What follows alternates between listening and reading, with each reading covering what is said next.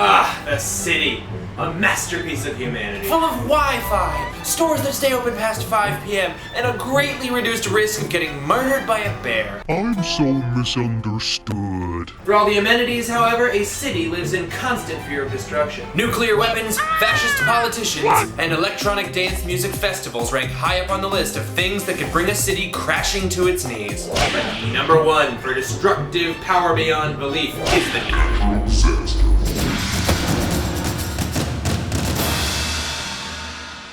Number 1, Los Angeles. You know that movie San Andreas? This one? Oh my god, I have to save the world from this big earthquake. Minus the tsunami, the feeling the quake on the East Coast, Or a helicopter that can lift up the rock. It's not that far from the truth. the northern San Andreas fault injured thousands of people in 1989. But that was a pillow fight with a sleepy grandparent compared to the southern San Andreas fault. It's already been nicknamed the Big One. And it creates an earthquake that can register an 8.3 on the Richter scale. Every 110 to 140 years. And the last one was 159 years ago. It could happen now. Or now. I don't carry a watch because I don't live in the 1970s, but if I did, the watch wouldn't have anything to do. I could just remember when it could happen now. When it does hit, older buildings will be leveled. Electric, telephone, water lines, all severed. And the ensuing fires will engulf huge chunks of the city. Woo! It is a good thing Los Angeles is so damp and full of what? They're in the middle of a horrible drought and the entire city will go up in flames before you can say the Hollywood sign? That is a huge bummer. Good thing it'll only cost an estimated $200 billion. Or the budget of Avatar 2. Number 2, Shanghai. China has seen explosive growth along with some insanely tall skyscrapers And basketball players? But much like puberty, that growth does not come without drawbacks. You don't understand me or my music. Whew, that analogy really got away from me.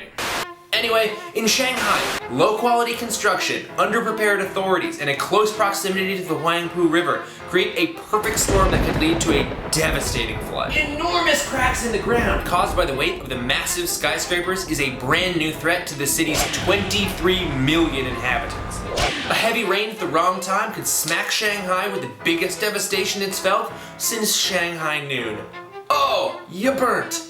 You so burnt. Oh, that movie sucked. You burnt. Also, Shanghai Nights, garbage. Worse than Shanghai Noon. Don't see it. I saw it on my birthday. What the Shut up. Number 3, Seattle. It's the birthplace of Starbucks. But the hot brown stuff they need to worry about doesn't come out of beans, it comes out of Mount Rainier, one of the world's largest active volcanoes. Let me stop you right there to say I am aware that hot lava is red.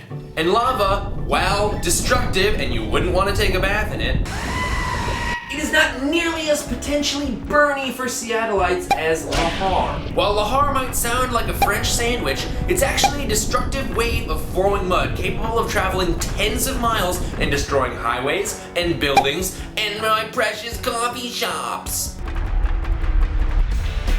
Gosh, I hate you! According to geology.com, the chances of Mount Rainier exploding and sending waves of lahar all across the surrounding population? 1 in 10.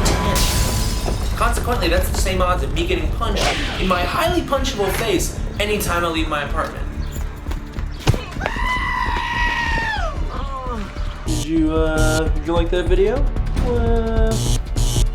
We got more videos to watch. So go watch some videos or subscribe. All I'm saying is, I didn't subscribe and I woke up with this.